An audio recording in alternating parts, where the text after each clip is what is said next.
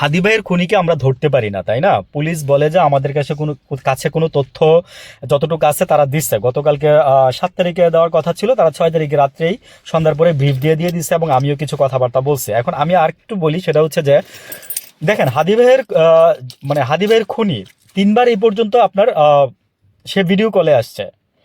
তো আমাদের ডিআইজি শফিকুল ইসলাম সাহেব বলছে যে সে দিতেই পারে, সে ভিডিও কল দিয়ে সে লাইভে আসতেই পারে, সে বলতেই পারে সে নির্দোষ। মানে সোজা কথা, তারা এই জিনিসগুলোকে আমলে নেয় নাই। হ্যাঁ, ভিডিও কলের বিষয়টাকে তারা আমলে নেয় নাই। আমি বলি, যদি হাদি ভাইয়ের খুনিকে যদি আপনারা ধরতেই চাইতেন না, তাহলে এই যে কিলার যখন থেকে আপনার যখন সে ভিডিও কলগুলো সে যখন লাইভে আসতেছিল, তখনই তো আপনারা তাকে ট্র্যাক করে ফেলতে পারেন।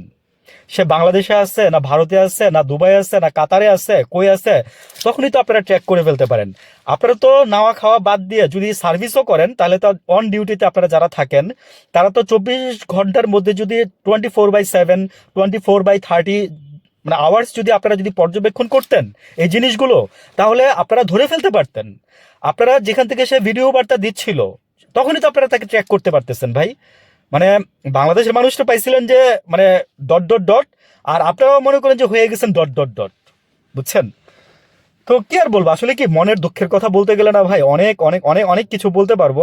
হাদি ভাই বলে গেছিল একটা কথাই যে আমার আমার মৃত্যুর পরে আমার আর কিছু লাগবে না, যদি আমাকে গুলি করে মেরেও ফেলে আমার আর কিছু লাগবে না, আমার 2 বছরের ছেলেটাকে দেখেন, আর হচ্ছে আমার মৃত্যুর বিচারটা করেন।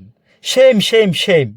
আমি আমি আপনার এই ধিক্কার জানাই, এই আওয়ামী লীগ, এই যে মানে এই যে ইউনূসের সরকারের প্যানেলটাকে ধিক্কার জানাই।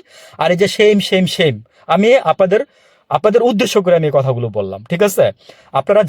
আপনারা আমাদের কাছে লজ্জাকর। মানে আমরা ভাবি নাই কখনো যে আওয়ামী লীগ চলে যাওয়ার পরে, হ্যাঁ, যে আপনারা এই ধরনের খেলা দেখাবেন।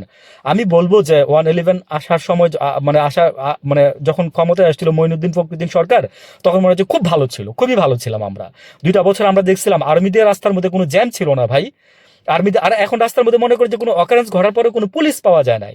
আমরা কি খুব বেশি কিছু আশা করছিলাম আপনাদের কাছে ইউনূস সরকার? আমরা তো বেশি কিছু আশা করি নাই আপনার কাছে।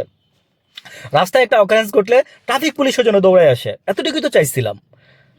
কি দিচ্ছেন আপনারা আমাদেরকে নিরাপত্তা? এর মধ্যে মনে করেন যে আপনার এই যে গতকালকের আগের দিন মুসাব্বির সহ আরো একজন সহ আপনার এই যে বিএনপির একজন ত্যাগী নেতা মনে করেন যে আপনার এই যে গুলিবিদ্ধ হয়েছে। হাদি ভাইয়ের পরে আজকে মনে হয় প্রায় 7-8 জন গুলিবিদ্ধ হয়েছে। মানে এইগুলো নিয়ে সরকারের কোনো মাথা ব্যথা নাই। নির্বাচন করতে আসছেন না, 33 দিন আসছেন নির্বাচন করে ভরাই দিবেন আপনারা দেশের মধ্যে। আমার মনে হয় না নির্বাচন হবে, এবং আমিও ভোট দিব না। হ্যাঁ, আমি জাস্ট আজকে বললাম আমি ভোট দিব না। ভালো থাকবেন সবাই, আসসালামু আলাইকুম।